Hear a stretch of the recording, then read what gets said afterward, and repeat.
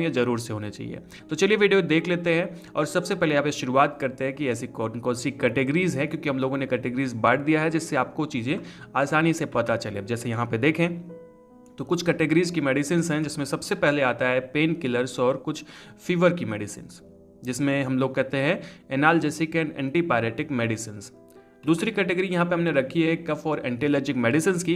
तीसरी होती है वोमिटिंग एंड गैस की। इसकी कुछ मेडिसिन जो आपके पास होनी चाहिए, क्योंकि ये सब कॉमन प्रॉब्लम्स हैं।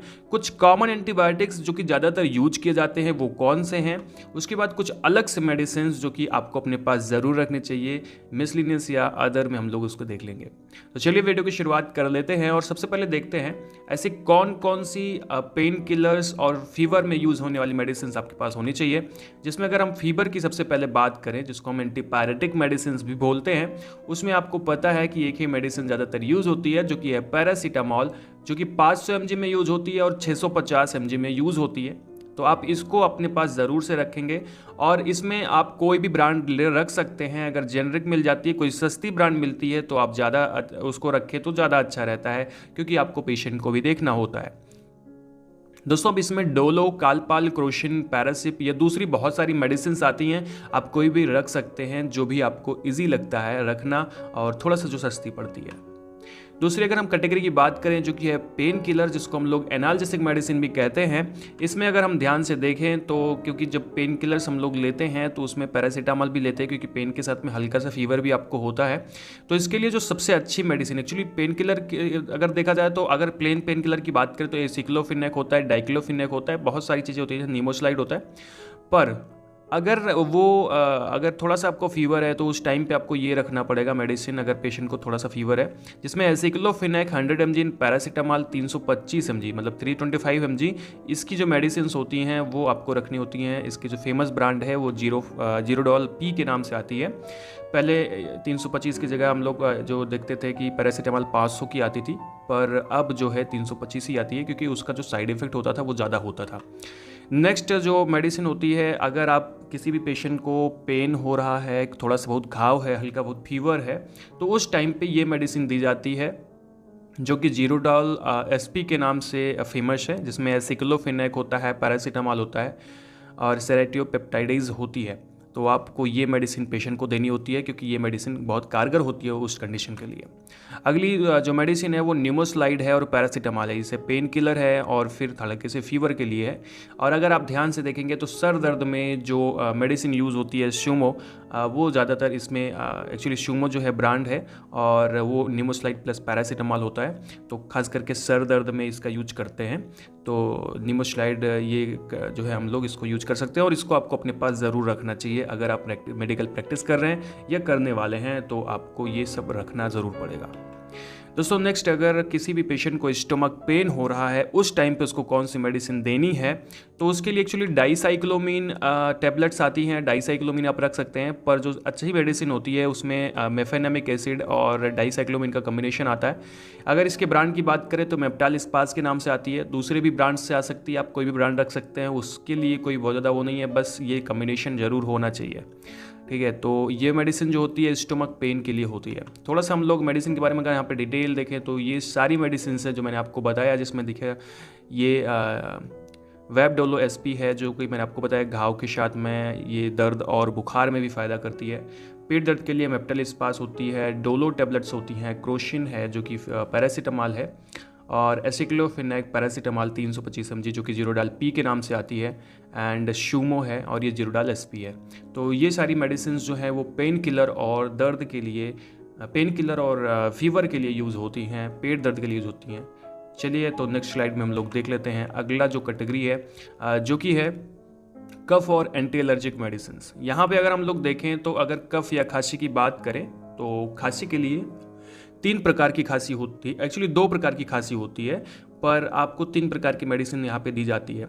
जैसे अगर हम बात करें तो खांसी अगर कफ युक्त है तो उसे हम लोग कॉफ़ी नहीं, एक्चुअली कफ, उसको हम लोग बेड कफ कहते हैं। मतलब सूखी एक्चुअली गीली खांसी जिसमें कफ आता है बॉडी से, मतलब बलगम निकलता है। ठीक है, तो इसके लिए ज़्यादातर एक्सपेक्टोरेंट दिया जाता है। और ड्राई कफ होता है। ड्राई कफ में क्या होता है कि एक्चुअली सूखी खांसी आती है। या दूसरा चीज़ पेशेंट में पता नहीं लग पाता है कि उसको वेट कफ है या फिर ड्राई कफ है। तो यहाँ पे चलिए देख लेते हैं। अगर वेट कफ है तो उस टाइम पे हम लोग कौन सी मेडिसिन देते हैं, तो यहाँ पे सिरप दिया जाता है। तो कौन सा सिरप होता है, तो टर्ब्यूटालिन एंड ब्रोमाक्सिन HCl सिरप होता है, जो कि आपको अपने पास रखना चाहिए। अलग अलग ब्रांड से आता है, तो आप कोई भी ब्रांड रख सकते हैं।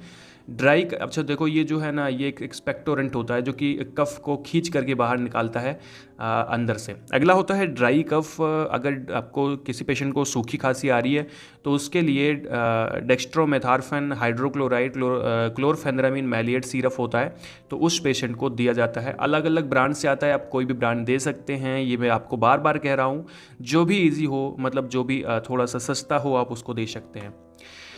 अब अगर यहाँ पे देखा जाए कि कफ़ के बारे में पता ही नहीं कि भाई साहब को कौन सा कफ़ हुआ है, तो उस कंडीशन में आपको एक सिरप आती है, ये सिरप आप दे सकते हैं पेशेंट को, जो कि dextromethorphan hydrochloride chlorpheniramine maleate and guaifenesin and ammonium chloride syrup होता है, जो कि पेशेंट को दिया जा सकता है उसको पीने के लिए, और ये अच्छा कारगर होता है। तो ये पेशेंट को दे सकते हैं, जो कि खास करके खांसी के लिए है। अभी थोड़ा सा आगे बढ़ते हैं और देखते हैं कुछ एंटी एलर्जिक मेडिसिन जो कि इसी कैटेगरी के अंदर आ रही हैं, जो कि आपके पास होनी ही चाहिए। तो इसमें पहली चीज़ तो भैया बता दें कि सबसे ज़्यादा यूज़ होती है सिट्रिजिन। तो सिट्रिजिन जो है वो ज़्यादातर यूज की जाती है एलर्जी में, तो ये मेडिसिन आपके पास होनी चाहिए। सस्ती सी मेडिसिन है तो होती भी है। सिट्रिजिन के साथ में एबिल भी रख सकते हैं। अगर किसी को ज़्यादा शिकायत देखने को मिल रही है एलर्जी की, तो उसको हम लोग एबिल भी दे सकते हैं। अब यहाँ पे बात कर लें कॉमन कोल्ड की, तो कॉमन कोल्ड भी एक प्रकार की एलर्जी होती है, तो कॉमन कोल्ड में भी हम लोग सिट्रिजिन दे सकते हैं, फेनरामिन मैलिएट मतलब एबिल दे सकते हैं। एंड ज़्यादातर जो इसमें दिया जाता है वो विकोरिल दिया जाता है। विकोरिल में अगर आप ध्यान से देखेंगे तो हल्का सा पैरासीटामॉल एंड फेनरामिन हाइड्रोक्लोराइड होती है और क्लोरफेनरामिन मैलिएट भी होती है। तो कहने का मतलब ऐसे बंद नाक में ये जो थोड़ा सा फ़ायदा करती है, तो ये मेडिसिन भी आप दे सकते हैं कॉमन कोल्ड में। नेक्स्ट स्टेप पे आते हैं, नेक्स्ट स्लाइड पे, और यहाँ पे देखते हैं कि कुछ और दूसरी मेडिसिन जो कि वोमिटिंग और गैस के लिए है। तो यहाँ पर अगर हम बात करें वोमिटिंग के लिए कौन सी मेडिसिन दी जाती है, किसी पेशेंट को उल्टी हो रही है तो उसे ओनेसेट्रॉन 4 mg की टैबलेट्स आती हैं, तो आप इसको दे सकते हैं। कोई भी कंपनी की दे सकते हैं, वो भी काइंड आती है इसकी, तो उसको दे सकते हैं या कोई दे सकते हैं। डोमपेरिडोन DT दे सकते हैं। ये दो मेडिसिन में से एक मेडिसिन दी जाती है वोमिटिंग के लिए। पहले हम लोग डोमपेरिडोन देते हैं, ये डिस्पर्जेबल टैबलेट सही नहीं होता है तो ओनेसेट्रॉन भी दे सकते हैं, या फिर कोई भी आप पहले दे सकते हैं, उसमें कोई प्रॉब्लम नहीं है। यहाँ पे अगर हम बात करें गैस की, जो कि एक नॉर्मल सी प्रॉब्लम है, तो अगर किसी भी पेशेंट को गैस है या कोई ऐसी मेडिसिन दे रहे हैं जिससे कि गैस बन सकती है, तो उस टाइम पे हम लोग रेंटिडीन टैबलेट देते हैं, जो कि जेंटेक, रेंटेक, एसिलॉक इन सब के नाम से आती है। एक कॉमन सी मेडिसिन है जो कि दिया जाता है पेशेंट को, सस्ती सी मेडिसिन है, अक्सर दवाओं के साथ में, कि दवाएं जो हैं गैस न बनाए उसके लिए दी जाते हैं, या फिर वैसे भी गैस है तो दिया जा सकता है। और अगर कोई रेगुलर गैस का पेशेंट है तो उसको पेंटोप्राजोल दी जाती है। पेंटोप्राजोल की बहुत सारी कैटेगरी आती है। पेंटोप्राजोल DSR आती है एंड SR आती है एंड पेंटोशेक के नाम से आती है, पेंटॉप डी के नाम से आती है। बहुत सारी ब्रांड्स होती हैं, आप कोई भी ब्रांड्स रख सकते हैं। थोड़ी सी अच्छी मेडिसिन होती है पेंटोप्राजोल। तो ये तो हो गई वोमिटिंग और गैस की।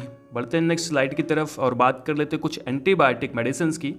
तो एंटीबायोटिक सबसे इंपॉर्टेंट होती है अगर आप प्रैक्टिस कर रहे हैं तो, क्योंकि यही जो है ज़्यादातर अक्सर बीमारी को ठीक करने का काम करती है। इसमें हम लोगों ने 4 एंटीबायोटिक लिए हैं, जिसमें सबसे पहला है सिप्रोफ्लॉक्सासिन, आपके पास होना चाहिए। सिप्रोफ्लॉक्सासिन ठीक करता है।